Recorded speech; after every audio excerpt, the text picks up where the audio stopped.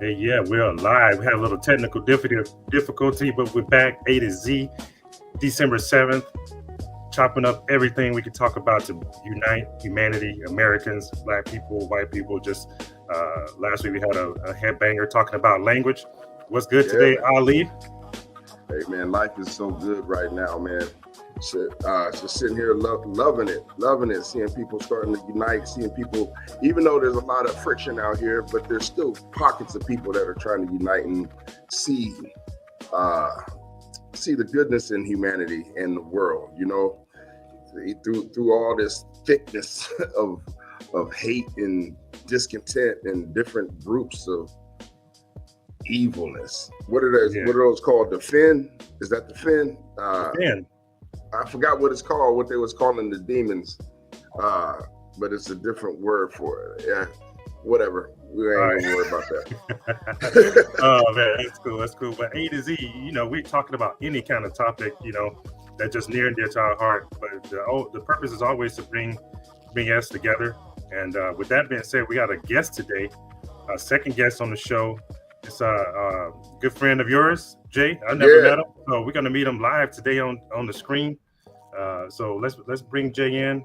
We're gonna welcome him, and you can introduce him, Ali, if you like, man. Well, this is a good friend of mine.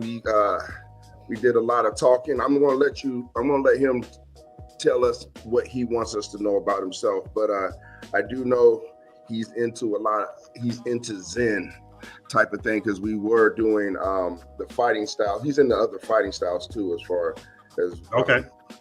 thing. But we were in the fighting style of Tai Chi, and the dude is freaking awesome. So go ahead, Jay. You go ahead and let us know who you are. Yeah, good morning. Yeah, I'm Jay. Originally from Connecticut, moved around a bunch. Now I'm here in Vegas. Just kind of working and chilling. Like as I said, I'm still a lot of martial arts, a lot of different spiritual paths, a lot of just everything that can get together. And I'm a guy who has a lot of stuff to say about stuff. So I think that's why Ali, was picking my brain. Now I'm here. Oh, cool, man. Sounds like your audio is fading in and out. Were you able to hear him clearly, Ali, on your end? I hear the same thing. It's fading in and out a little bit. Maybe if Okay. we Oh yeah, let me kill the music. Let me kill the background music. Let's see. Yeah, we had yeah, that's a new track that we made on AI. I like it, man. Oh, It's coming through. nice. But yeah, man, let's glad to have you here, man. Sounds like you're a dude after my own heart. A little Tai Chi, a little martial arts. I dabble in that. I just became a certified instructor for Tai Chi for arthritis and fall prevention, helping people with that. So it's certainly a mild level, Soon style Tai Chi. But Okay. I'd love to hear some of your philosophy. How long have you been practicing Tai Chi? Oh man, I fell off. I'm not gonna lie. Can you guys still hear me, or am I in and out? Yeah, sound like you're much better now. Yeah. Yeah, I fell off for a little bit. So I was doing it for like a year and change though. Okay. And I had done previous styles. I was doing kind of a northern style kung fu, which fit my body type. I'm kind of lanky, so it was like a lot of long reaching hits. I had done Wing Chun, I had done capoeira, I'd done all these other things, and then I'd stumbled across this style, which felt like it was out of a movie. It felt like the instructor showed me how it was done, and the way I described it was like getting jumped by one person. You know what I mean? Hey, Okay. Yeah, That's you cool, man. That's cool. Do you guys fight at the same gym? You train at the same gym? I know Ali dabbled in a little martial arts yourself. well, no, we was we were at the park. yeah, out at We the were park. outside all. Mm-hmm. Okay, that's what's up. That's what's up. Yeah, man. Well, welcome to have you here, man. Ali and I, we chop it up. We met what 7, 8, I don't know, maybe like 8, 10 years ago now, something like that, and just kind of hit it off. Nice. Two fellow Marines talking about different subject matter from politics to metaphysics to mind, body, love, everything. And so I'd love to hear your topics on some of the things we discussed last week. We went real hard on language and how it can be an entrapment in and of itself, Okay. and it can also divide people. Sure. Is that something you dabble in a little bit? Talking, Mhm. etymology, language. Yeah. I think etymology is important. I think the origins of things in general are important, and I think it's interesting to see how the way we assign meaning to things shapes our world. You know what I mean? And even the way we reassign meaning, because we'll take something that meant one thing back then and just flip it, and now it's a major part of our society. So yeah, I like it. It's not like my wheelhouse, but I do like it. Yeah. Oh, cool, man. Yeah, so I put up a topic today. I don't know. Did you guys catch that Netflix thing on Diddy? Oh man, I ain't watching that. I, It was it good though? Did you see it? No, I didn't watch it at all. But my wife and I, she kind of filled me in on a lot of it. The stuff that's going on. But I think it's always an interesting topic, just in and of itself, because one of the major questions she walked away with was, how in the hell did he get away with so much? You know, right. and when you start digging Yeah. into that kind of topic, I think a Mm, lot of it is always follow the money, and being in yeah. the music industry, the film industry, and all the people that's involved in that. You start following that money trail, you start uncovering a lot of things. Um, Yeah, this may take us off of it a little bit, at least for those who have seen the video. But when you follow the actual news of it, uh, the way they tried to say, the way they tried to bring it up is like he's molesting people, or he like drugging people to get them to do whatever it was. But when you watch all of the people that talked about it, maybe not so much on the movie, but everybody knew what happened past a certain time. So if you stay past 12 o'clock or whatever time it was, you knew the party was going to a different direction. I'll get caught So with if that you shoe off stayed after midnight. You know what I mean? exactly. So if you stay past that time, you got to be willing to take responsibility. I feel you got to be willing to take responsibility of what happens. Now there wasn't any that I saw. There wasn't any what's pedophilia involved other than him having sex with Justin Bieber, but Justin Bieber's parents gave him to him. Usher's parents gave him to him because they had to sign contracts. You know what I mean? And they were of legal age to be fucked by a dude. And that I guess but nothing illegal about that. And homosexuality is a what's that? A taboo. It's a taboo. It's not illegal. You know what I No mean? doubt. So, And so that like certainly was one of the major arguments, like by the defense, that if you have certain fetishes or whatever, it's not necessarily illegal. And a lot of the people were adults, but you can argue, like, I guess they weren't consenting if they were drugged. But this documentary popped off, supposedly filmed by him prior to him going to jail, and didn't pay the videographer, and 50 Cent took it on and published it. Why? I don't know. Why he would take that on and publish it. If it's his own will, or if he was made to be the name and the face of the person who's putting it out. And so that's kind of what the angle that it took. And from there, of course, there's a lot of extortion. A lot of the crime. Shot someone in the club, got away with it. Someone else took the fall. Shine, the rapper, as y'all know, took the fall for that. I remember that. So definitely got a lot of a lot of crazy stuff. Just like money is power, man. In that case, I mean, what are your thoughts on it, Jay? You have any thoughts on that? I think he's a villain, man. I think he's almost a cartoonish, to be honest. I think he definitely was probably luring people in with promises of fame, and there's money, and it's a lifestyle. Yeah. You know what I mean? Everybody wants a piece of fame, and I'm sure a lot of people came to those parties under that assumption that they'd be a part of that. I'm sure some people went to those parties, found out what they were, and got out of there, and I'm sure some people stayed, and then you end up with your J-Los, you know what I mean? And that's how you kind of end up with that level of fame. People who did accept the freak offs and the responsibility of their own actions.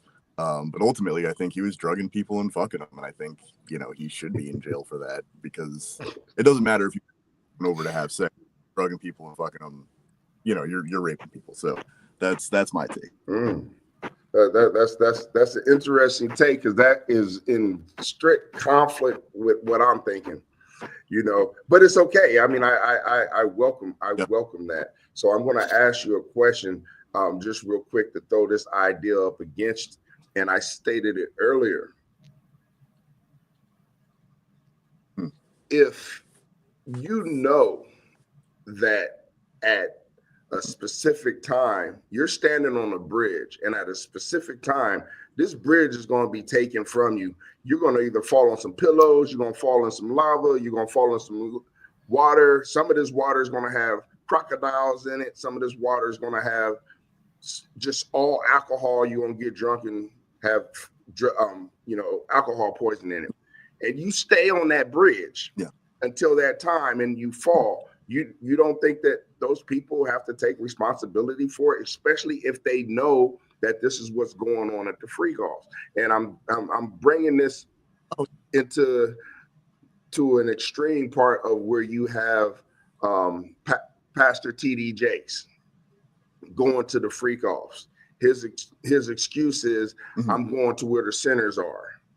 But he's staying past that time where that stuff happens. You see what I mean? So that's what he said, bro. That's terrible. Okay. But isn't there somewhere, like, if he's like, oh, this is where they put the liquor at, I mean, this is what they put the drugs in there, because everybody knows about it. Let me go ahead and drink this. Oh my God, he's in my butt. You know what I mean?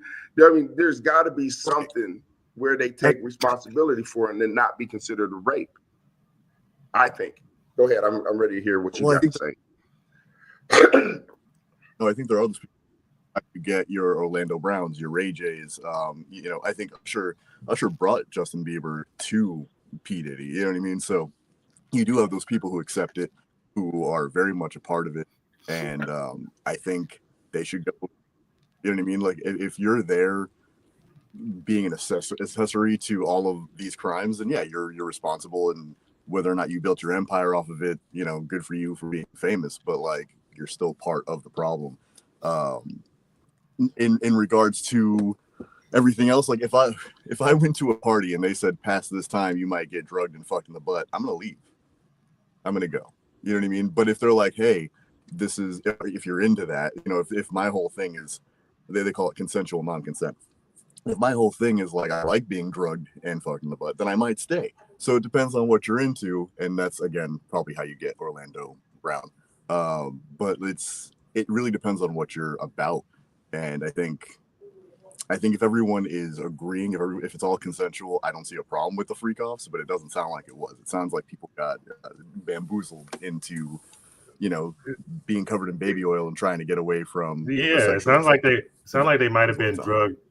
Let's say they knew that time, but what if they got drugged prior to the time going down, and now you don't even have the wherewithal to leave? You've already been drugged. You know what's going down at noon. At midnight. You're thinking, okay, I'm gonna get out of here at 11:30, but you already been slipped the Mickey. You already been given the roofie. Now you can't even make that decision on your own to get out of there. So, it's certainly some gray areas in terms of where people's cognitive function was at the time. But at the same time, you could also not even put yourself in that situation to begin with and just not stay away. And TD Jakes, that's a lame ass excuse. I mean, you're a pastor, bro. Surely there's sinners you could save somewhere else. Like, supposedly the world is full of them. And you just gotta happen to be at the freak off. Sound like you're trying to get a little freaky yourself, if you ask me. Right. Well, I gotta ask too, though. I mean, now, mind you, you did bring up a point to where I have to concede to, and that is where you said that they could have been slipped the Mickey before time. They could have been, drugged before time, and then it just slipped over to that. But at the same time, could it be still an idea of the media spinning it so hardcore and people's belief in the media making it something that is really not like it is? And I'm going to say this, for as far as, it's not in defense. This is not in defense of this person, okay? Just let it be known what I'm about to say is not in defense of this person. But the media spun the R. Kelly thing for pedophilia so hard that everybody thought that he was a pedophile, and he never went to jail, never got charged for pedophilia. He got charged for the Mann Act, and that's bringing people from one city to another for the acts of sexual activity. You know, he never got charged for Aaliyah because Aaliyah was consensual, and her parents agreed to it, and it was in a state to where that age was legal. You see what I mean? So it's like they spin it so hard to where people actually believe, oh, yeah, he is a pedophile, but he never got charged for it. You see what I mean? So maybe some of this stuff is a bend. I'm not defending. But just to open people's minds a little bit, maybe some of the stuff is a bend to the reality, you know. And again, when you dropped off, Jay, I did say I had to concede to the fact that people were there. They could have been manipulated before that time. You know what I mean? Before the 10 o'clock hour or whatever hour. So yeah, for sure. And that's why it's very difficult to like really tease out what happens in these situations unless you're really there. And the media, as we know, the media tries to crucify people in a way to assassinate their character, and that's a way to discredit and also steer people in a way which they want people to go. And we already know, at least from my experience with the media, that these things like pedophilia, homosexuality, you know, I'm not saying I'm for or against any of it. You know, deviant sexual acts, all these types of things are perpetuated by the media in order to kind of implant it in the mind to make these things more normalized. And we can see, so for example, like I'm watching this show called Gen 5. It's a spinoff of the show with Homelander and all of those secret heroes. But the things that they put in these types of shows that are now sometimes they're like made for 16-year-olds. A lot of this stuff is to just plant seeds in the mind to make these things seem more normal. And as long as we're debating about it, that just keeps it in the public arena so that over time we become desensitized to these types of things. Hey, I'm gonna have to say this. I know we're not cutting anything out. We don't do that. That's not what we do. But I need some clarification on this, bro, because you said it. You said okay, you're not. Yeah, yes, sir. You said I'm not for or against necessarily any of this, but you did bring up pedophilia. So okay, got it. You know. Okay. So you want me to clarify? No, I'm not. I'm not. What I'm saying pedophilia. Let me clarify what I'm saying. I'm not for pedophilia. What I guess what the point I'm trying to make is obviously I'm not for pedophilia, bro. I'm just trying to say I know. Yeah, for sure. You want me to clarify? Yeah. I'm just trying to say like for the sake of conversation, I'm not trying to say that I'm not taking a stance right here. I'm just making a point. Gotcha. I'm just trying to make a point that the media itself tries to put these different topics out there so that we can debate about them. But the whole plan of it is just to normalize them because that's what they're really into. You know what I'm saying? Yeah. Now, this might be dropping. Go ahead. What you gonna say, Jay? I was gonna say I think The Boys does a really good job of that. I think you see because it's Gen V. Boys and Gen V. A lot of the media. Yeah, and you see them doing deviant sexual acts, and I don't know if so much them trying to normalize it as it is them pointing out that like these are what these celebrities are doing. This is what the media is doing because if you watch, they're the bad guys. these are the people who are kind of ruining things and manipulating things. And I think it's just very much in your face. There is no subtext about who's the bad guy. To find out that all these hardcore right wingers are watching the show and then realizing that they're being portrayed as a bad guy after 4 seasons is like, it's baffling to me because they've been the bad guys since the first season. So I think that's what they're doing, the normalizing it. I think they might be normalizing the nudity. There's a lot of full frontal, there's a lot of dick and balls in that show. And I think they're normalizing the act, but the acts I think they're villainizing for the sake of manipulating.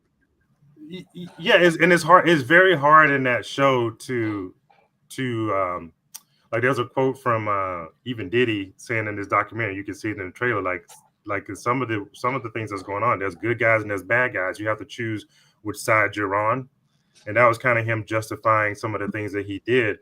But in this show, it's very difficult to tell which side is quote unquote the good side or the bad side, because it kind of in one scene you got this quote unquote superheroes who are defending America, and then they turn out to be the bad guys, and they're fighting against the people who are the superheroes, and then the superheroes are making them to be the bad guys. And I think a lot of that is just to create confusion and in the minds of the people, because it makes it very difficult when we try to judge things for good or bad. I don't think that's necessarily the best way to judge whether something is something you should engage in or not, if you just use those labels, good or bad. You know what I'm saying? Well, I got a question then, because we all three of us, right? I believe, because I've had conversations with both of you, believe that the media is controlled by a specific group of people. Now, with this media control, it is a language. It's a programming that they use through the media. Do you feel, of course we feel, I feel it. So, but do you feel that all the stuff that is being portrayed in the media right now, exactly what you just said about how there's a lot of dick and balls in the show, that so it's supposed to be like, it could be normalized in the form of a nudist colony. You know, you're looking at it, it's natural, it's okay. But then there's, like you said, lewd acts that are being done. So they're pairing two different worlds. You know, there was something that Kanye said that brought a investigative journalist video that showed that the people who run the media are forcing a lot of what's it? It's like they're pushing porn, they're pushing pedophilia, they're pushing things that are bad for the Americas, because a lot of the stuff isn't going other places. You know, for sure. And I know he got in trouble for saying that it was Jews or Zionists or whoever those people are. What do you think their purpose, beside destruction and destroying America? Like, how do you think that? I don't care how you. What's the end game of it? Talk about it. End game purpose. If you like it, who is it targeting? I don't give a fuck. Talk about it. Is it the Jews? Is it freaking just white America? Is it Black America that's allowing it? Is it what's talk about it? You want to jump on it, Jay? I got something to say about it. Unless you want to jump on it. Yeah, no, sure. So I think I mean, I do understand that. I think it's Zionist, more so because I've known a bunch of Jewish people my whole life, and distinct separation between, you know, your typical Jew and like a Zionist. It's a whole different ballgame with them. I do think Zionists are a massive part of the problem. I don't know if they're the ones pushing porn, but I guess, you know, they are involved heavily in the media. So I think as far as the porn aspect goes, we just have access. to it at all times. And it doesn't matter what you're scrolling through. It doesn't matter where you're going. It's just a nonstop. You're just getting hit with ass all day, every day.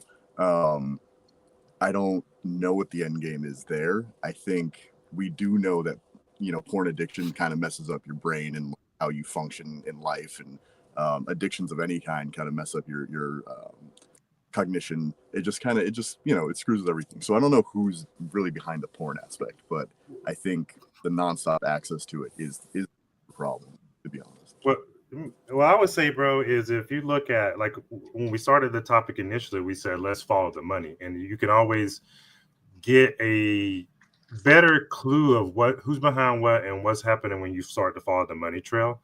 And those industries, like we talked, music industry, TV industry, pornography industry, they're all funded by certain groups of people, and we can call them international bankers, for lack of a better way to describe them. And you can take this all the way back to like Germany. They said that Hitler was going up against the bankers at this time, and one of the major things that he did was get rid of pornography, which was being funded by the same groups. And these same groups who funded the wars back then are also still funding things now, which is the media. And I think they said back in those times, they own 50% of the media, the same groups. And we're talking early 1900s, 1930s, 1920s. Those same groups, those same bankers own the majority of the media in that company, Germany, and they also started the propaganda to get the war popping off. And if we continue to follow that same money trail, it's the same bankers that are continuing to fund it now and through our media. And Right. You could call the groups whatever you want to call them, but the money speaks in and of itself. And the one thing to kind of point out, Ali, you sent me this quote last week where this guy was talking about this quote, and he said, we get this quote wrong. We say that blood is thicker than water, but he said the most accurate way to describe this quote, and I believe he was of Jewish origin. Yes, he was. And he said that the way they usually use this term is to say the blood of the covenant is thicker than the water of the womb. And when you think about that, and you think about gangsters, they always say blood in, blood out. Mm-hmm. That's because when you go against them, you end up dead. And when they're talking about a covenant, the covenant being the blood of the covenant being thicker than the blood of water, these people are united through covenant. So it's more than just a specific group of people who are united by bloodline. It's people who are united who've taken the covenant.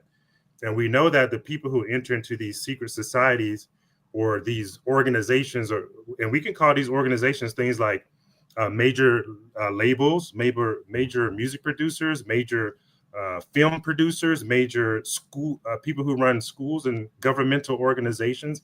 They're in bed with these people through the covenants that they've taken. And that's why it's hard to really get at who's going on, because they're hidden behind the covenant, and they're not going to say it because they end up dead. And we know that. So that's really what's going on, is people who have funded the thing, and they let people into this by taking oaths and certain pledges to keep it a secret. But it extends beyond just bloodlines. They've been grafted into the bloodline through the covenant, and that makes them family or familiar or rock la familia, like some people would say. It makes them part of the family through the covenant that they've taken, and that becomes thicker than the water of the womb, which is why you oftentimes see these people. It's said that they will murder their family to keep the covenant. How many times have we heard that certain celebrities, certain people may have been responsible for sacrificing their own family in order to stay in these groups? So that I think explains a lot of what's going on. And then as far as the ultimate plan of what it is, I think it's no bigger than just to divide the people. And that's really all it is about, dividing the people, whether it's internally in their own consciousness or whether it's physically from each other. At the end of the day, as long as you stay divided against the people who are doing the control, and that's winning for them. if we could keep your attention diverted from us who really pulling the puppet strings, we're winning. And I Go think ahead. it's a lot of that. Go for it. Can I add to that? No, Go yeah, for it. yeah, please. I yeah, to build off of that, I think we're having a real Tower of Babel moment. I think when you look at social media in general, here we all are talking to each other, exposing each other to our ways, our languages, our customs. When everybody switched over from TikTok to Red Note, I think it's called Red Note, Red Book, the Chinese TikTok, we were over there having conversations about, like, you know, how life works. What's your country actually like? What's the propaganda? What's the truth behind it? And we're all exchanging all these things. We're realizing we're a lot more alike. And I think the powers that be are looking at that and saying we have to keep them divided. We cannot let them join up and realize that they're all the same people, because if that happens, it's a huge problem. So I think Yes. You're right as far as the division goes, and making sure that they're just staying on our ass about it, because we have the tools now to rise up together, you know? Yeah, I'm going to agree, and I want to jump into something else that's right with that in the same lines. That's all I got on that. Yeah. Thanks, Jay. Yes, sir. When we look at it, it's the control aspect, the controlling the people. But I also believe at the same time, when it comes to the pornography part of it, when it comes to the promiscuity part of it, that's the linchpin. But there's other things that are connected to that is a population control device. Because first you got what you said, the cognition of people viewing porn, how it changes their mind. Then you got, and like, it changes their mind, it changes them socially. People masturbate sometimes, I guess, when they watch porn. It gives them a little distance from them. Then you got people who want to involve themselves more sexually from that, but then they put Planned Parenthood out there, so it makes them able to, or wanting to, have abortions. You know what I mean? So with them wanting, there's all those other things that jump in that allow people to think negative towards something that is so beautiful, and that's the creation of life. So what? Just to make sure I'm understanding, you're saying the whole pornography agenda is largely to help, I guess, decrease the population and things like that. Yes. Okay. Yeah, that it's not for what we think it's for. It's hidden. It is to make to depopulate the earth, because again, like, I don't know if you heard, Jay, but it was people, like younger kids are watching more porn. Like you said, ass and tits is everywhere. You know, now they're thinking of sexual activities as fun instead of creation. And now, because they find out that creation is part of the sexual activity, they're saying, how can we kill the creation? Let's use condoms. Let's use all sorts of different contraceptives. Let's use abortion, right? So, and all of that ability to kill a child, to stop creation, is a mental aspect that decreases that yearning for connection. You know, let me just go ahead and put some meat in you and be done with you. And then we got songs about it. You know what I mean? So it's like that form of media is a strategic tool for depopulation and control. That's how I feel about it. Right. I mean, that's an interesting topic in and of itself, right? Depopulation. I always like to start from, like, everything that we see in our physical reality starts from a place in the spiritual realm, right? And this realm in which we live always seeks to try to mirror that or duplicate what's happening on in the spiritual realm. So if you think about, like, let's just say depopulation, for example, we see like the gross, ugly side of how they're using things to depopulate us. But if you think about a lot of spiritual context when Right. it talks about sex in and of itself, it's also not used to just have kids willy nilly, right? It's not used to just be a tool to just Never. always have sex as many times as you want, right? It's more consciousness to it. So that in and of itself would be like a higher state of what sex is for. And in that sense, especially you and I talked about it before, Ali, that if males were taught like we used to be taught when it came to preserving the seed and how to have orgasms and separate orgasms from ejaculation, that type of higher consciousness about sex in and of itself would decrease the amounts of children who were being born. And the reason why that's also a higher level of consciousness when it comes to sex is because parents then would kind of reverence more of bringing a child into it. They would into this world. They would kind of plan more about having a child, and it would be brought into the world with more of a higher level of consciousness rather than just having 30 kids. Now you can't afford to take care of them.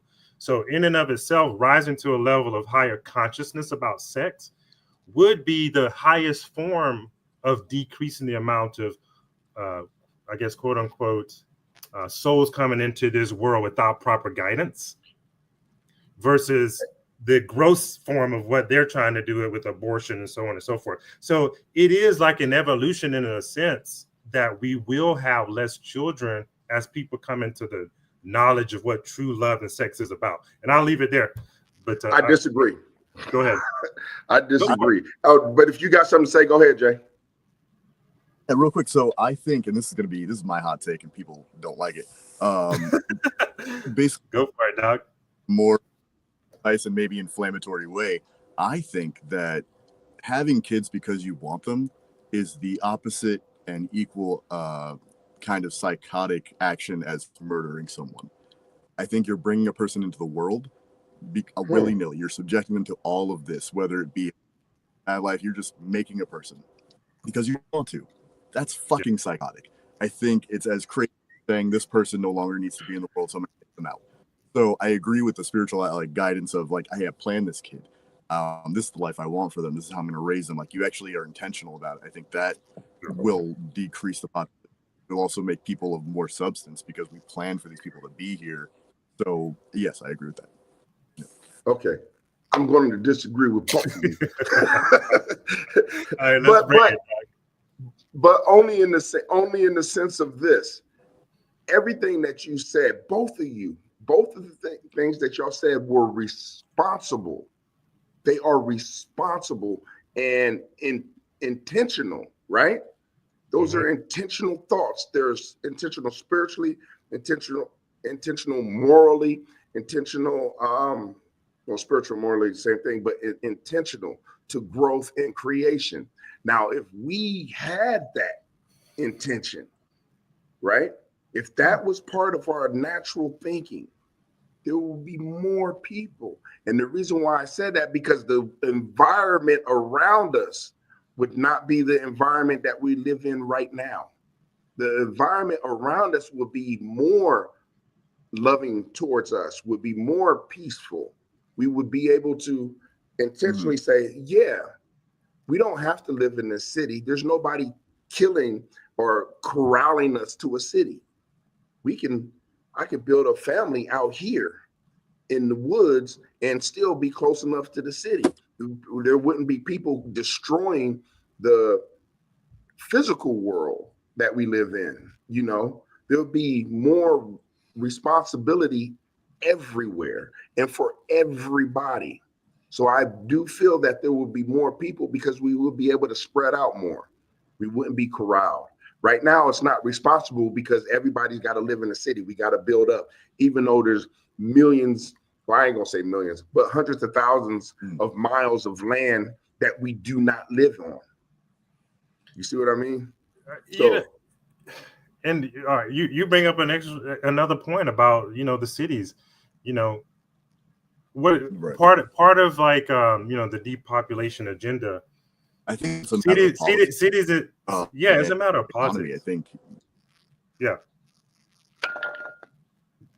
Go ahead, Jay. You were saying something, but then you kind of faded out a bit. You said you think it's a matter of politics.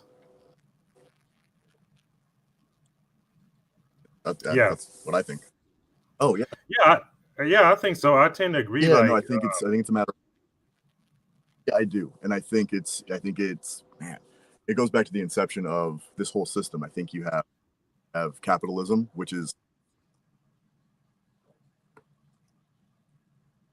good. All right, Jay, we kind of losing you a bit. It was sounding like you were saying something about part of the system of capitalism is what's forcing us into cities and things like that. And I tend to agree that in order for this system to work in the capitalistic system, hopefully Jay can jump back on, man. Yeah, we've been having some issues with his internet speed or something like that. But yeah, I kind of want to hear that point, that angle, because I don't get it. Yeah, I don't want to put words in his mouth, but we'll give it a second before I jump in on it, so he can finish his point. So you were saying that we could live in rural areas and have more children and things like that, but for some reason we're kind of being forced into the cities, or not forced into the cities. I guess I don't want to expand on what you said. Well, no, I'm just saying the mindset of people, and that we are right now is allowing this. If we had that mindset that yours just talking about, the world wouldn't look like this. But go ahead, Jay. Well, you was talking about the capitalist issue, and we really want to hear that point or that angle. Yeah, I was speaking about that in regards to the cities. Is that what we were talking about? And why we can't just be in the woods doing our thing. I think yeah. So it starts with capitalism. It starts with the structure of this country on a racial level. I think the corralling us into cities. I think the putting highways through these major thriving black towns and cities. I think that is all a part of keeping us divided. I think it's all a part of keeping us suppressed, keeping our nervous systems just always on edge. Whether it be through air pollution, whether it be through shitty street lamps, like it's nonstop for black and brown communities. And I think that basically the capitalism has gotten away with itself, and I think a lot of that is attached to the racism of this country. And they're going to do everything they can to make sure that we can't go out into the woods and do our thing. Because you go off into the woods, you buy land, you build everything from scratch or grid. Someone will still come and ask for you to pay taxes on that land. It's all yours. You're not siphoning off of the government at all. They're still going to try to make you pay taxes off that. So, for sure, I think it's just a matter of literally keeping everybody down so that we can't be a functioning people. And I think that's where, unfortunately, the left has a problem with being annoying as fuck. But the hearts are in the right spot as far as like your socialism, your democratic socialism, making sure our basic needs are taken care of before we move on to having a second home, having a yacht for fun. I think these are things that we need to make sure that as a people that we're good, so that we can go live the way we want to live. But we have to get rid of old mindsets, and I think we're starting to see the what's the word I'm looking for? The extinction of that mindset. But it's at odds with different generations, different ways of thinking. I mean, yeah, you break up a lot of points, man, especially about the land in and of itself. My wife and I were talking yesterday a little bit about the illegal immigration situation. And one of the things that had to be introduced with the capitalistic system was just the very thought that someone could own the land.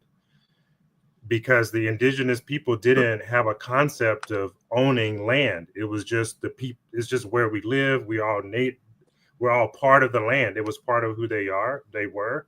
So part of the system came in and started moving people off of their lands, because people are connected to the lands. Like where you live, where you grow up, the foods that grow there, the foods that thrive there becomes part of your DNA. And it becomes part of who you are. And if you start moving people off the land, then it disconnects them with who they really are. And then you start doing things like implementing paperwork to say, no, we own the land now. That concept had to be introduced and trained and taught people that this is how we live now. And that's part of the system that we're under now that controls people. And when it comes to these cities, Right. When it comes to these cities, you know, getting us into the cities is like a modern day prison in a sense, because now we can be more easily controlled because we have to live off of, you know, grocery stores, and we live off of, you know, all the things that are involved, like electricity in and of itself. You know, so a lot of these things are just put in place, and there's no real scarcity of land, which they try to tell us there is. So we don't really have to live in cities. You know what I mean? This scarcity has been created. It's an artificial state of scarcity. Like, what do they say all the time about California? You know, they're in a water shortage. Like, really, bro? Y'all live next to an ocean. Like, seriously? Like, there's no water? Just look out there. There's millions of gallons of water. Gallons and gallons, and we got freaking what's that thing they got? The desalination stuff, or desalination, dehumidifiers that can pull water out of the air. You know, it's like how are you in a drought? And this is the thing.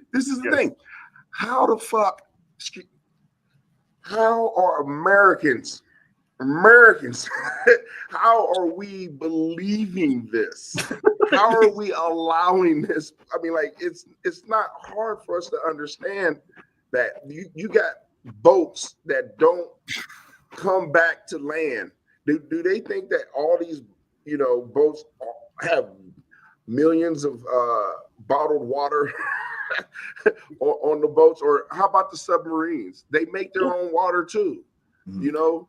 So, I mean, it's because we've been miseducated, bro, and taught not to use critical thinking. Obviously, I mean, I was on a ship for 6 months, and we had water every day. Like, where is this water coming from? Obviously, the ocean. And for people to believe and fall for this, it's because, like, the language in which the media uses and the way they shape all the arguments.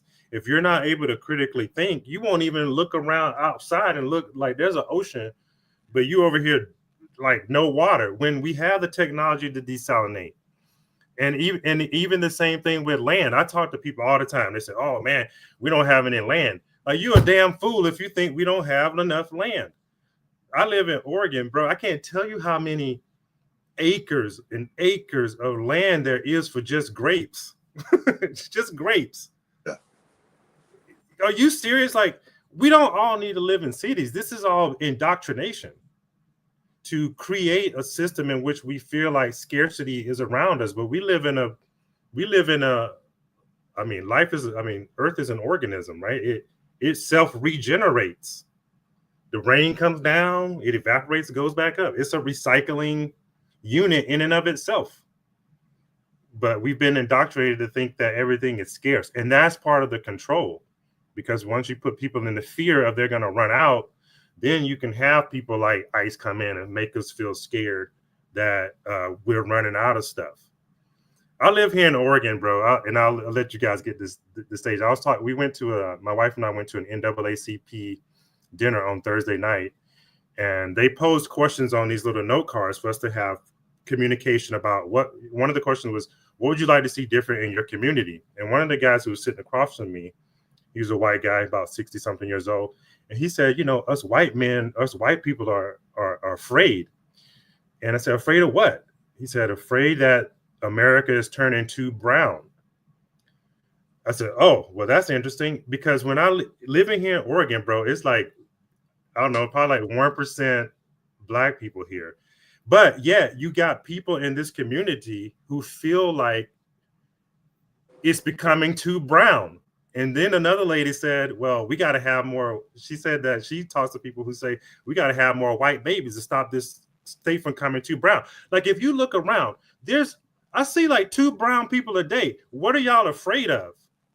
Obviously, you've been indoctrinated by the media, because in your immediate vicinity, there's not even any black people around, but yet you believe in the narrative that they're taking over the whole state. Come on, guys, wake the hell up. We got to just wake up and have some critical thinking, man. Well, I'm going to step in to this one first, and real short. I think that I don't think it's a racist thing. I think it's more of people feeling separate.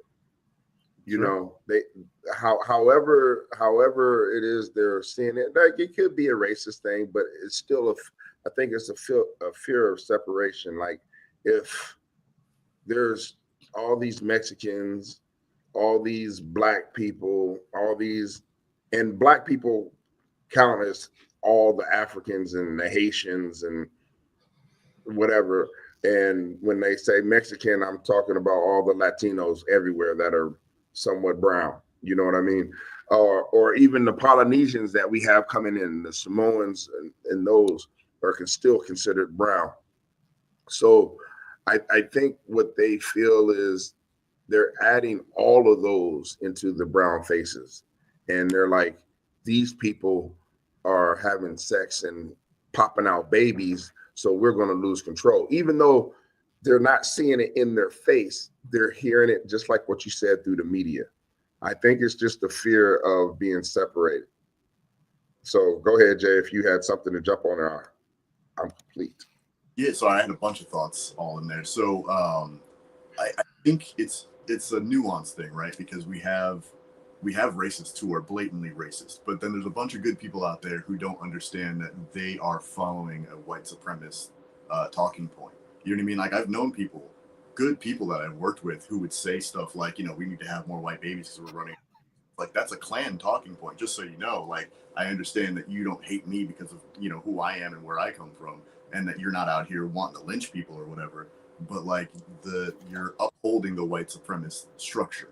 And then you kind of break that down to them, and they kind of see that you can be racist and not necessarily be a terrible person. It's just the doctrine that you're following because you're uneducated is part of the problem. So I agree on both points. Like, you might not be necessarily racist in the traditional sense, or by the Webster dictionary definition, but it is a wild thing to see, and it's definitely indoctrination to think that it's going to become too brown. You mean it's going to become brown again? It was brown before you got here. Everyone, it's re-browning again. You know what I mean? And also, I think it's a wild thing to try to force the control. Like, if you have to stay on top of it and continuously control your domination, that means it's unnatural, and you can't maintain it. So at that point, if you don't surrender to just the flow of how things work, then you are, white knuckling your whole existence, your people's whole existence, and that's just bad for your people. So, for sure. Yeah, for sure. I mean, one of the things I try to get at, and I think it's really a challenge to start these conversations where us as average citizens can start to see the similarities versus starting these conversations from seeing the differences. And what, you know what I mean? Like even at the NAACP, which is, it's done a lot of great things for people of color over the years. But also, but if we're always going to start with, all right, here's the color people, we need to get these things right for the color people, that's great. I'm not for that. But also at the same time, what we see around us happening is, because like I said, I live in a majority white community. It's the white people suffering economically, just like the blacks. And when people are suffering economically, no matter the race, they need to be brought up in some type of way. So to start these conversations in a way that, hey, we're all struggling here. There's only a small group of people who are putting all of us in the struggle. How do we unite under an umbrella or a term that would include all of us, that could get us to see where the real problem is. And it's the same. The problem stems from the same people that it's always stemmed from, the ones who seek to control the entire system. And they're not going to relinquish that control. And it's hard for them. It's hard for us to even have a conversation that could even unite us in one united front against the ones who are controlling. And one of the ways that we can't, one of the reasons that we can't unite, it's because of our levels that we are thinking. Mm-hmm. It's our levels. My house costs $300 some thousand. My house costs $800 some thousand. My house, I can afford a house that costs $1.2 million. All of us niggas still poor. Yeah. Yes. That's you know, it's like when you see a person that is a billionaire, not a millionaire, a billionaire. When you know that there's people that got $7-8 billion, $20 billion, $400 billion, and then going up to $1 trillion, their whole generation for hundreds and thousands, I mean, like at least 80 generations. If you're a trillionaire, they don't have to worry about nothing. You know what I mean? So it is one of those things to where us people, we need to stop trying to level up above everybody in the sense of unity. In the sense of unity, only in that sense. Because I mean, I'm not saying that we have to go live on the streets because like, nigga, I ain't doing that. I struggled to get to where I'm at. I ain't for sure. But we need to stop literally separating ourselves from that homeless person. You know, now, mind you, there are people who are sick in the head that we do have to kind of separate ourselves from. You know, but everybody's not. Some people are just having hard issues, and everybody has money or that is at a level higher than myself, they're not always right in the head neither. But if we can still unite on at least that plane, that will give everybody else a different sense of freedom to unite. I mean, you know, to do more together. I'm complete. What I'm hearing is class consciousness. That's what I'm hearing. I'm hearing, like, you know, there's a lot of identity politics. I think there's a lot of, you know, what team are you on? For the right wingers, it's usually just a matter of believing in Jesus and believing in America. Way more nuanced. It's way more nitpicky. But at the end of the day, it's class consciousness. It's people. It's the workers versus the people who control everything. And I think, like you said, as soon as we all, you know, come together with that, it's a wrap, and that's all the control, and that's all the subtext and the brainwashing that they're doing through numerous forms, whether it be images or music or whatever conspiracy you're into. There's probably some truth to it. But yeah, it's a class consciousness thing. I think the second we're linked up, it's a wrap. You guys hit the nail on the head, I think, man, in a lot of different ways. And what comes in my mind is like all of the mechanisms that have been put in place to control. Let's say, for example, education.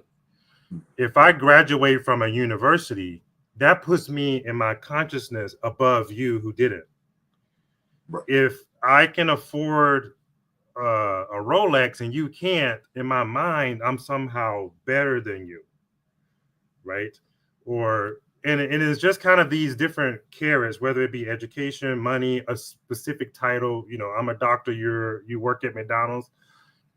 And it's no different from what they would do with the field nigger, right? I work in the house and you work outside, so I'm better than you. Mm-hmm. When the reality is we're all slaves. And the only thing that's separating us is the seeds and the connotations that get planted behind those different titles that makes us see ourselves as different. But it takes certainly some awareness to be able to look at, oh, I might work in the house, but I'm still a slave. And this is what these titles do to us and why they make us try to identify with them so much. because it's the language and how we describe these different titles and all the connotations that go along with them that creates a divide in and of itself. If I'm a doctor, then I live here, I drive this car, I do these things. If I'm a Burger King worker, I live here, I do these things, so on and so forth. If I'm black, then certain things come along with that. If I'm white, certain things come along with that. And it's these very labels then and of themselves that really creates the divide. So it's like how could we relabel the slaves in and of themselves to like realize, hey, we're all in the same pot. And that's just kind of how I think about it. And I think these different tools or different classifications are the issues. Yeah, I agree.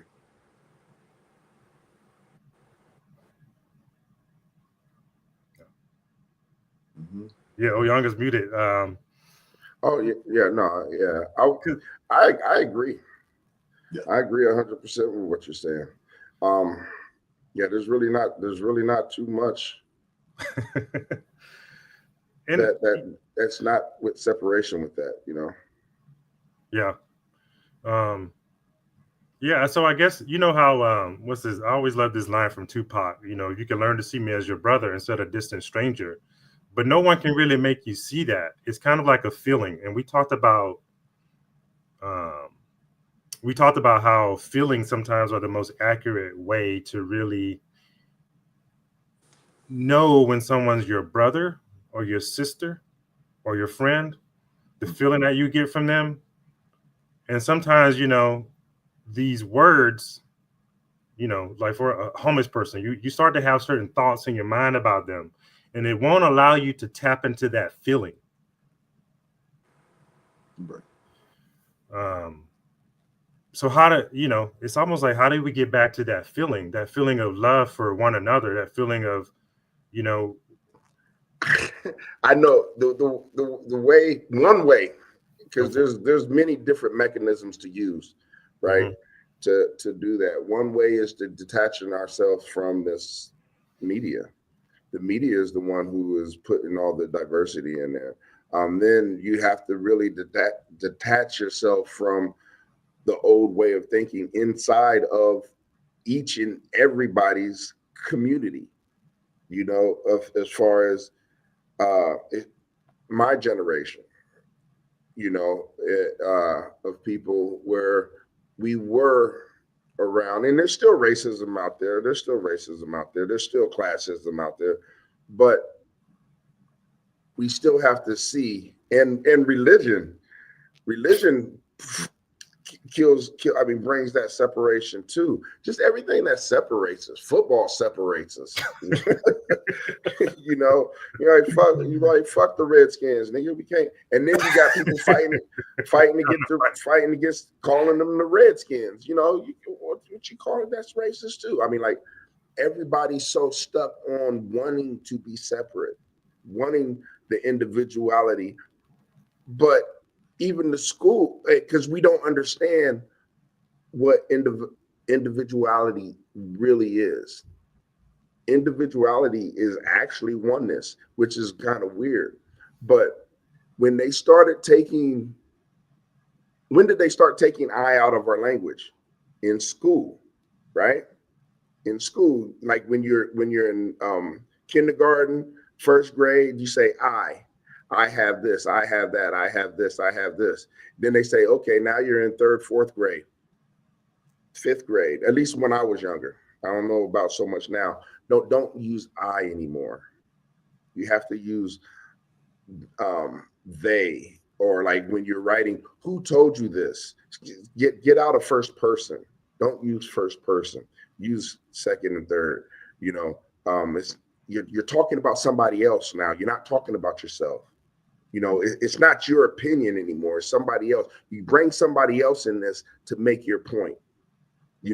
It's somebody else's, but you need to works cited. And now trust me, I do understand you can't just go out there and be like, yo, yeah, in order to build this truck, you have to do this and this and this. Like, hold on for a second. We need some proof. Unless you're doing it yourself, we need some proof for this scientific method. Who else is backing you if because you're not proving it. Like Terrence Howard, right? Terrence Howard comes up with all this math stuff. A lot of stuff. And There's a lot of stuff. Yeah. Yeah. But it's like even though I've been told and I've seen videos that his stuff is right. But there's so many other people that say it's wrong that's still in the same field. Right. You know, he needs, in order to give it to the people that don't even dabble in that field, he needs other people to support him, right? So that part I'm not against, but I am against the way that the children are being taught to separate themselves from their writing, because it's not theirs anymore. It's not I. And if we are able to say I, and you're able to say I, even when we describe things right now, we do not take responsibility for it. Because, you know, just right there, what did I just say? Because you know. Hey, it's like, you know, when you go into the store and they say this to you, no, I've never been into that store where they said that to me. You know, it's like when I went into the store, I did this. Now that should allow somebody else to experience it through their own experiences. You know what I mean? I'm telling the story about me. I'm holding the responsibility for me. I'm not trying. We then got so accustomed to putting everything on you. You know how, like, when you fall on the ground and you bust your knee? No. It's like, I need that. I mean, that train of thought is taking the responsibility off of us. If we held the responsibility even in our subconscious, we would be united. Right. We would be united because we would allow people to come into our world by me being responsible for the words that I say, instead of me trying to put my words on you, my experiences on you. Let me just tell you my experiences from me.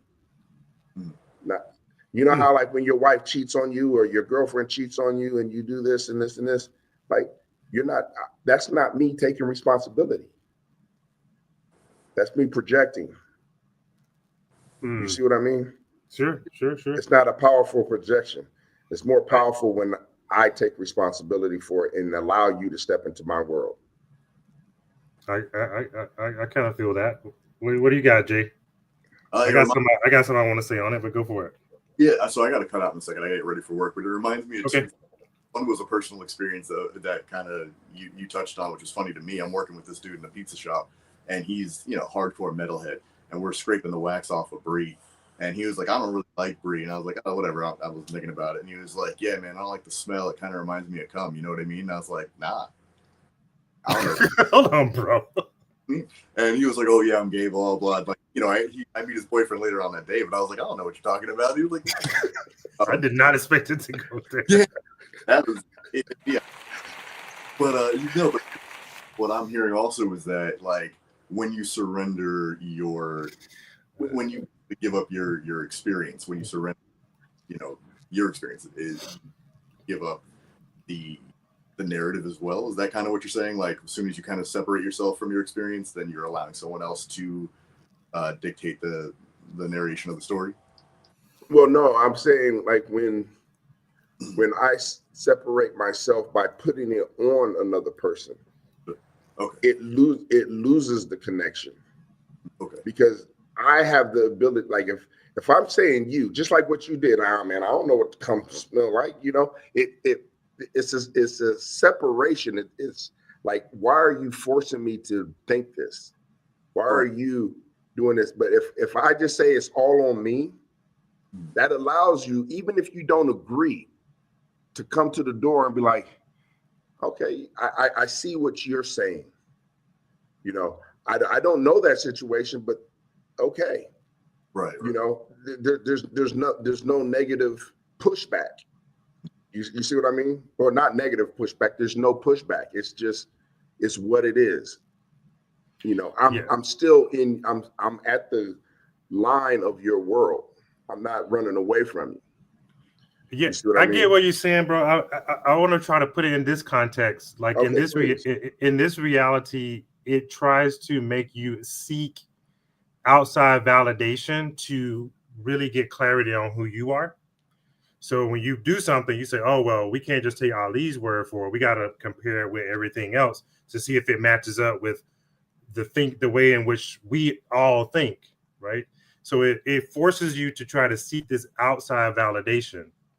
But if you think about it in a spiritual context, and I think the mystery behind the all-seeing eye is like this eye that sees everything. The I am that I am. So when you're really in your true consciousness, you're pulling from a source of information and knowledge that doesn't need validation from anything else. It's just I am that I am. But this world tries to make you seek outside validation. And if we could all tap into that trueness of from true heart intention, true mind intention, and your energy be true, that is your truth. And when you can stand in that, it doesn't need validation because you validated it by yourself. And then as mature other people around you, you have to be able to say, Ali's standing in his own power from his heart, his true intention, and that's his truth. I'm going to not accept it, or I am going to accept it. But he's in his truth. I got my own truth over here. But this world does not allow us to live in that way. It tries to devalue your own truth. Right. But the reality is we all create our own worlds from in our own mind, in our own thoughts, and we all live in our own world that we share with other people. And we can invite people into that world or not, or they can accept coming into it or not. Go for it, bro. Looks like you want to say something. Yeah, let's do this real quick because Jay does have to step off real quick. Do you have any last words to say?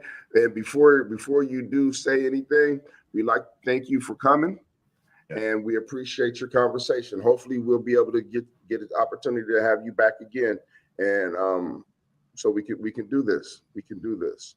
Yeah. First of all, I'm sorry I was in the wrong spot. My house is a little crowded right now, so I kept cutting out. So I apologize for that. But no, it's been great.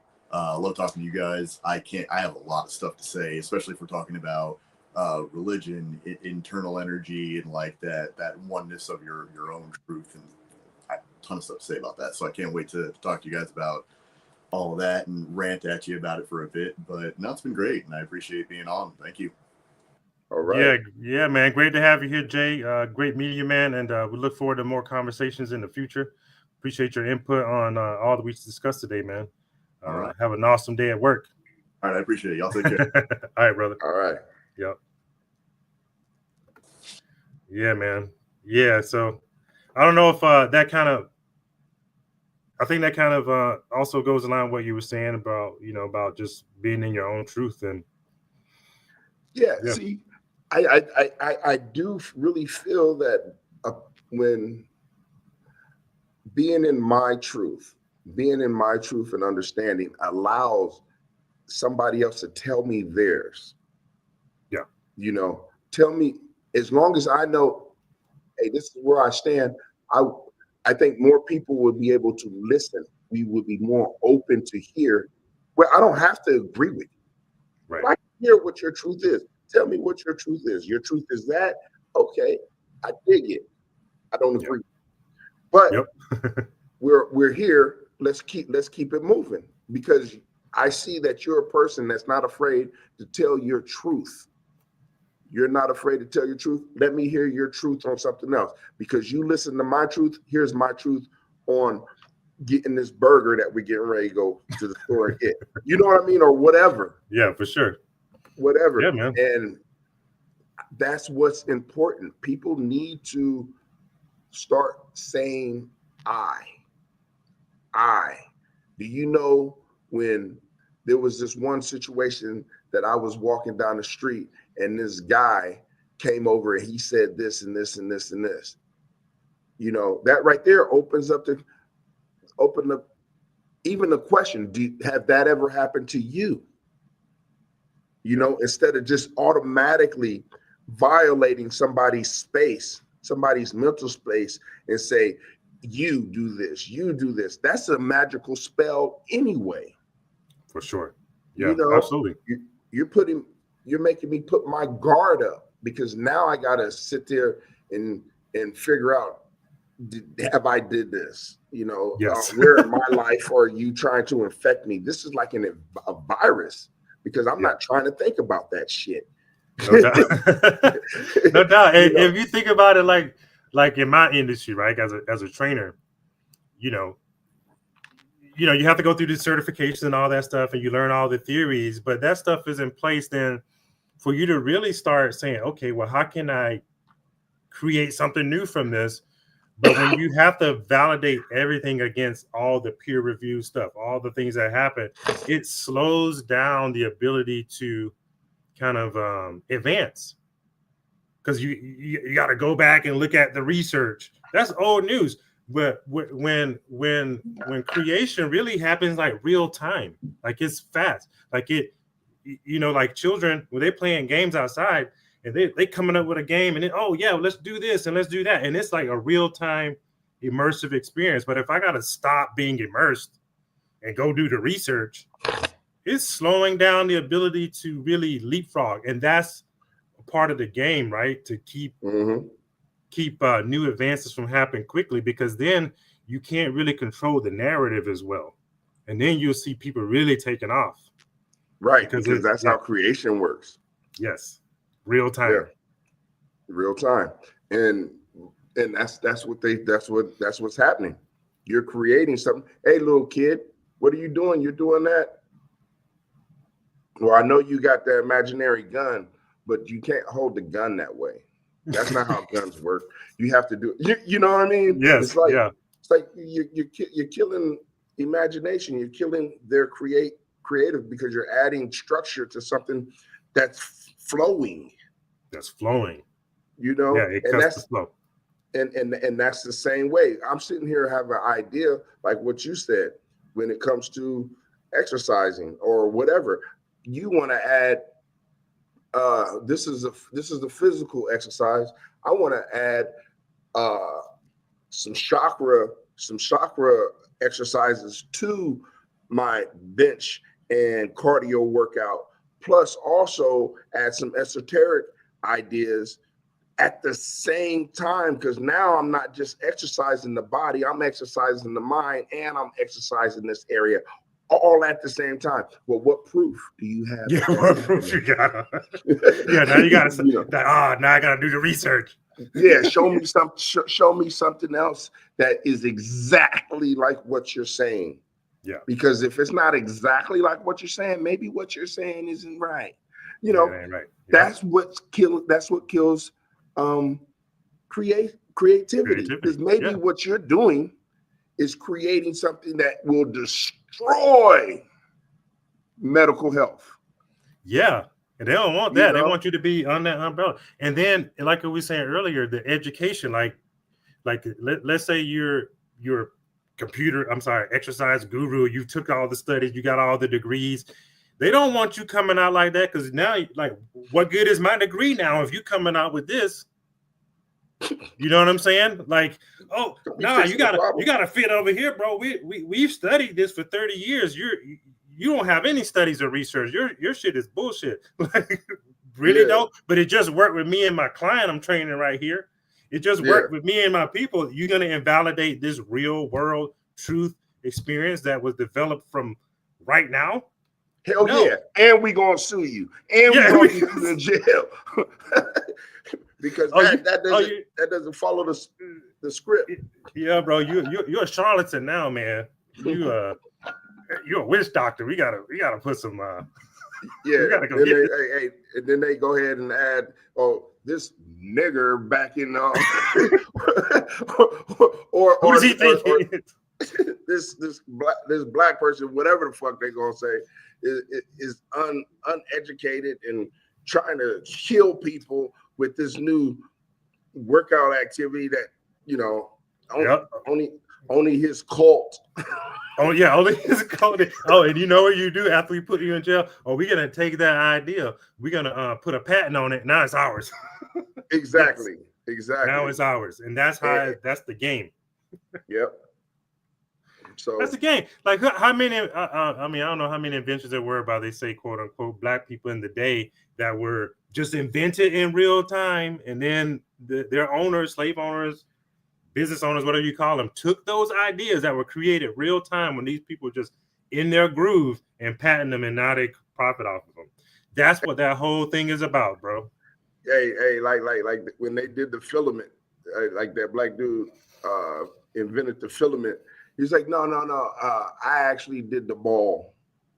I created the ball that was already around to put the filament in. So that I created the light bulb. Thank you for the filament that actually is the process of creating light. But I got the glass. Yep. And thank you for telling me that this glass is too thick and it won't work, and how to seal your filament in here for it to work. I still did it. Yes. So it's like it's that's why we need to get back to I. Yeah. We need to get back to I, because the one thing that you said is that, I mean, excuse me, I just got flooded with all kinds of stuff because you said a lot of stuff. But it's like, I can't say, it's too much stuff crushing me right now. All right, dog. I don't know what went on, but yeah, I mean, I'm with you on that, man. And like I say, they try to make you feel like you're less than when you come up with your own things. You have to seek that outside validation, and if you think about that on the very nature of outside validation, it points you away from yourself. And all knowledge, I think we discussed, should lead you back to yourself, because at the end of the day, this whole place here is a journey of self-discovery, like discovering who you are,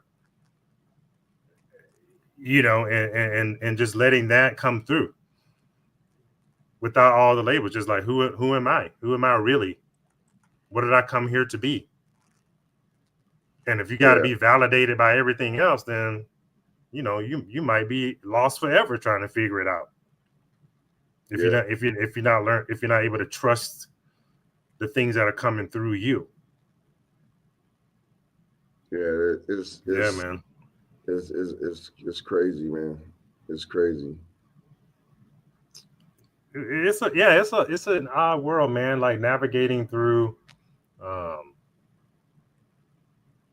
like a sea of craziness just to find that one inkling of yourself. It's just interesting, man. I don't even know how to describe it, really. No, what this place is, man. It's kind of weird right now, because I have it right here in my head. The discussion that we had, but the words to talk about it is not coming at this time. And I think it's also because I looked over here. What I wrote in our chat was, I think this is good. Let's do it again, Jay. That area, that's the area that works for the internet connection. I don't know if you can see that in the comments, and I don't think you can. No, I can't. You can't? Okay, I'll take a picture and I'll show it to you. It says, YouTube rejected your comment. This usually means they think it's spam. Trying to change it a bit. It's like, I don't know how that could be spam, but whatever. Okay. Maybe let me hear this. All I can see is welcome to the podcast, all that. But yeah, that's weird, man. So you're saying we hit on some good threads, or what? Like some good topics? No, I mean, no, that part is distracting me from your, okay. Yeah, from my thought, because I'm like, how is that spam? Anyway, the I, the individualism is what allows us to be awesome creators. It allows us to be together. That is not individualism. It gives us freedom.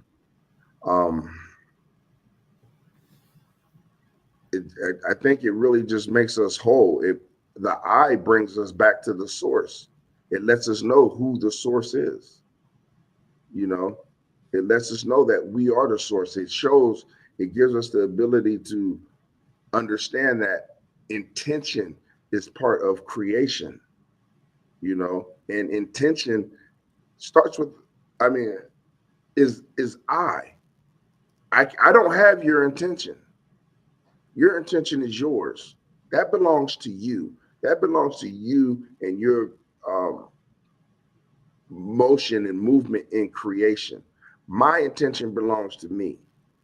I am the source of my intention. You're the source in your intention. That brings everything down to me. That brings everything down to me. And I can have an intention to let you know you might be going on a different direction. Your intention might be like, okay, well, hey, guess what, brother? You do your thing. I have nothing to do with you. I don't disrespect you. I don't feel bad about you. You're in another direction. And because I'm in mind and I'm thinking about I don't get mad at you. But when I bring you into it, when I bring the word you and try to put you, I'm blaming you for something. You're not listening to me. Yeah, for sure. Not this person over here, or I have an intention that doesn't involve this person. I'm starting off with I have this, and this person, or I have this, and you're on a different path. You're not listening to me. I have an idea. Right there, we're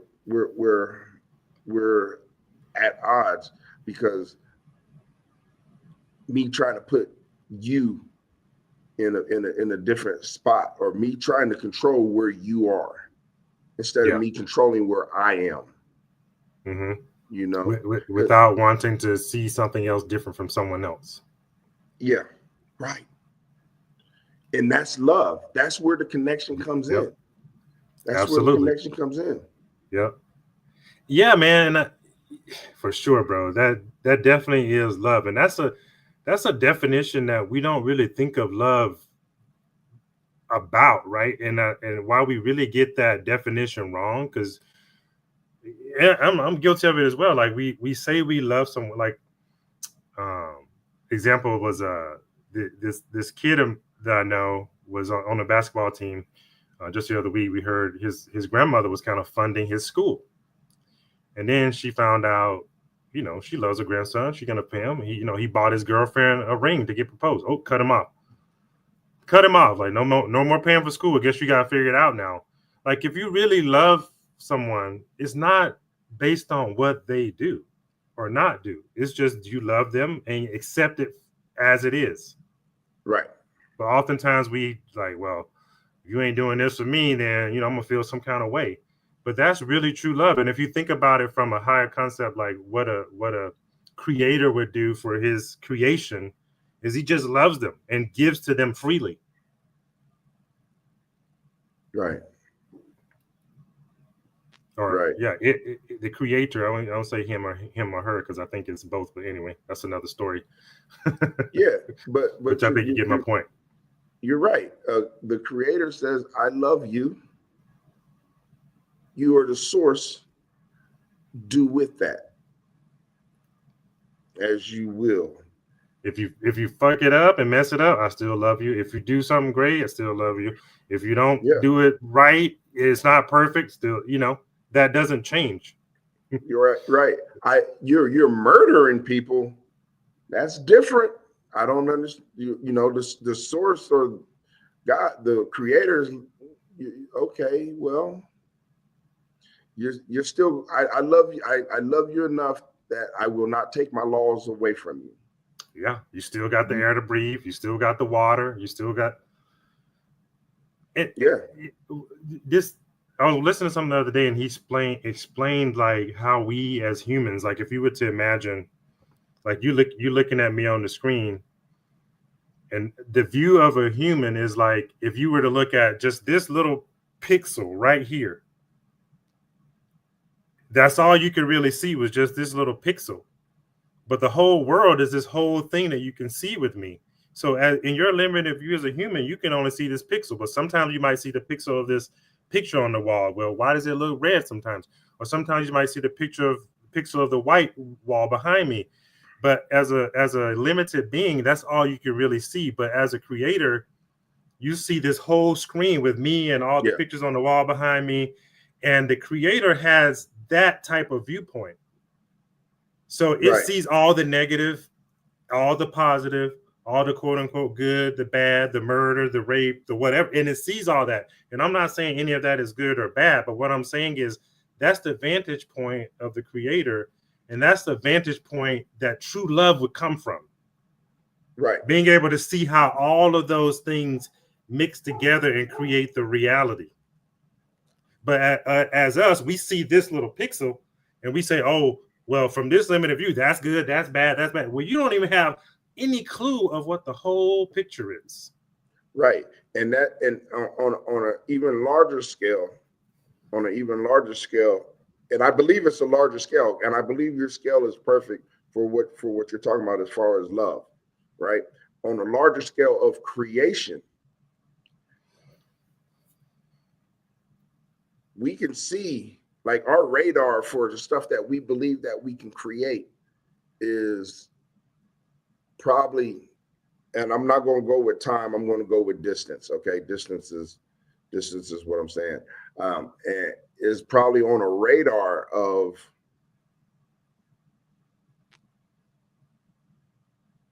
6 inches. Okay. Right? We can see 6 inches. That 6 inches might represent 24 hours. That 6 inches might represent a year, right? Or even less than that, 2 weeks, right? Or a year. But the creator sees that out of that 6 inches, the creator sees when you ask that question, hey, God, I need to be able to, I need this building, right? The creator sees that your intention is this. And you may not be able to see further than 6 inches, but the creator got 3 miles of area to work with to bring that gift or to bring those things into your perception of 6 inches, you know. Mm-hmm. So mm-hmm. we lose that idea of us being the source. We lose that idea of us being able to create because we are so lost on the idea of how far we can really see, or how far we need to see, or how strong our energy is, or how strong our magnet is to pull these things to us, to create things on the outside that make stuff happen that we don't even know is happening. We don't know that when I prayed that Jawaharlal over there in India had created a new app that Sisophone in Asia is going to use to sell Brian over here in Brazil a new thing that comes over to some dude in New York that freaking gets run over by a car that his family donates him. I mean, gets donated a bunch of stuff, and that goes over to somebody else that really loves dogs, that sees the video, that does whatever, that moves somebody here in Vegas to give me what I want. You know, now all of that might take 7 days. All of that might take 2 years, but it's my intention that pulls it. And I didn't know none of that, how that was going to work. Yeah. That's how the source works. And we got to understand that when we deal with we're focusing on us. Yeah. We're focusing on us, which brings that intention more. And we have less doubt because we understand us. When I focus on the yous, the Mr. Jones, Mr. and Mrs. Jones down the street and trying to get what they want. I'm not focusing on me. I'm focusing on them, which changes my intention and changes my ability to create what's really my intention. Yeah. My intention, and nobody's intention is really, in my mind, their born intention is not to be like Mr. and Mrs. Jones down the street. No way. Yeah, for sure. You know, Hey man, that's a hell of a way to bring it in to full circle about what we're talking about. But yeah, man, I like that analogy, man. That's yeah, that was a great one, Ali. You gotta put that one on vinyl.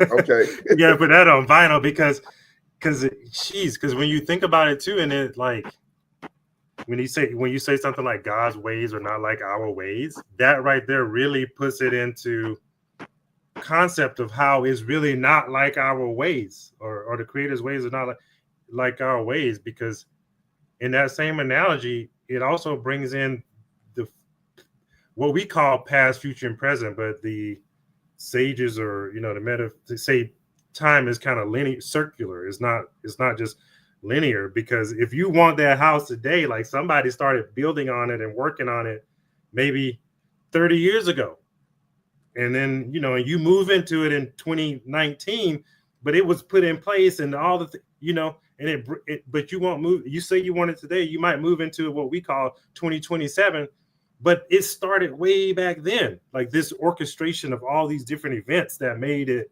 possible for you in 2027. So it's yeah, I mean, it's a wild concept to really even try to wrap your head around how creation really works, Right. And it's something that we would be able to wrap our head around if we focused on if we had practice, if we have practice inside of the eye, and we pay attention.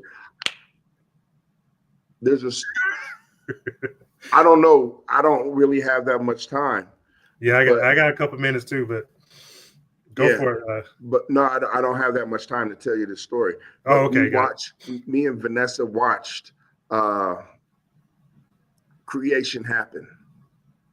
We watched it from the conception to the finish point, and I want to share that. You got 3 minutes? Yeah, go for it. 3 minutes. Okay, so check this out. Me and Vanessa, I use this trick I seen to get me and Vanessa to go to a restaurant. It was our date night, so I asked her. I said, "Okay, so where do you want to go?" I mean, I said I have an idea. I mean, excuse me, blah. Okay, there we go. I'm back. Hey, you got 2.5 minutes now, bro. Oh, okay, I got you. I can say it real quick. I said, Vanessa, I'm already going. I already know where we're going to go. Guess where we're going? You got 3 choices. She said Zippy's. I was like, bet. That's exactly where we was going to go for our date night. So we're getting ready to go to date night, and she says, "Ooh, I don't really want to tip. So let's sit outside." So we're driving, and now my intention is just to spend time with her. That's my intention, just to spend time with her.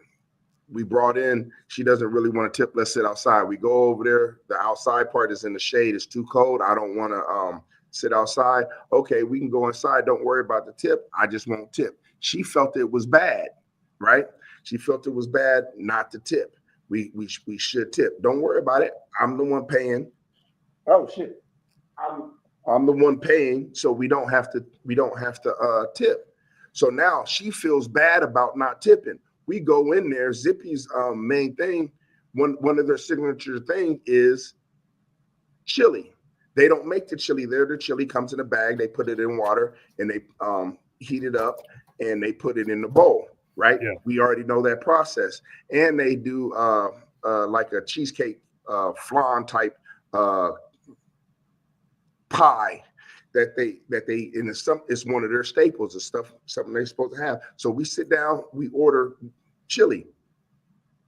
it takes 15, almost 20 minutes for the chili to come out, and it comes out and it's dry and crusty. We're like, oh, wait a minute. This. I'm not eating this. I'm not eating this. And she looks at hers and she's like, nah, we're not eating this because we know what a chili is supposed to look like, you know? So they end up taking the chili back and trying to get us some more. Now it's taking another 20 minutes or 15 minutes so far to come. And I'm like, I'm not going to stay here. We really wanted this, but I'm not dealing with this. This is not what I do, you know? And Vanessa's like, well, let's give them 3 minutes. I was like, they got 3 minutes. I'm fucking out, right? So as soon as the 3 minute hit, we leave. I leave. She stays in to argue with the people. She comes out and whatever. And I'm like, did you notice what happened? And she's like, what? Are you trying to blame me for this? I was like, no. So I'm going to get past all that bickering part. But I'm like, did you notice what happened? I said the intention was for me to spend time with you. We're spending time together. You brought in the fact that you didn't want to tip. But at the same time, when you brought in the fact that you didn't want to tip, you wanted to sit outside to dodge the tip, because you don't have to tip when you sit outside, right? Yeah. And because you're ordering out and we can just go sit outside. But I didn't want to sit outside because it's cold. But I still said, I won't tip. Don't worry about it. I won't tip. That made you feel bad. So what the universe did, what our energy did, was said, okay, your intent was to spend time with her. You can spend time with her, but she doesn't want to tip. But you're not going to tip, and she feels bad about you not tipping. Guess what? We're gonna fuck the food up. So you don't feel bad about not tipping. So you don't feel bad about not tipping. So you're spending time together. You're not tipping, but you're not eating either. So now let's go out and go. I mean, that right there was fulfilled. The energy, the intent of that situation was fulfilled by not tipping. And it was because, it seems superficial, but that's the power of the tongue. That's the power of intention. It all happened in that order. Okay, you didn't want to tip, you're not tipping.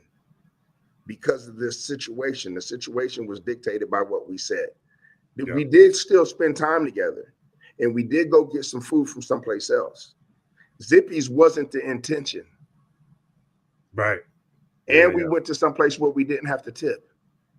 Anyway, you see what I mean? So it is how we speak, it is intention, and it is the I.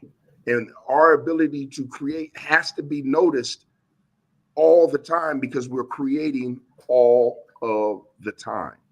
That's just one way. And I'm blessed that I got a chance to share with Vanessa that moment, so that she can go over it in her head over and over again, so she can see what we said to create that situation. I mean, it sounds like it definitely is something you guys manifested real time. I guess we can end it here, bro. I mean, I would just say it's a good point you make up about being more aware of it and being more in tune with it, because from what I understand, we're in a time now where that's going to just get faster. Like that ability to be able to speak something with true intention and see it happen faster. So this is just lock in, man. Lock in. All right, brother. Hey, I love you. Love you too, bro. Take care. Appreciate you. And we'll do it again next week. Holla. Yes.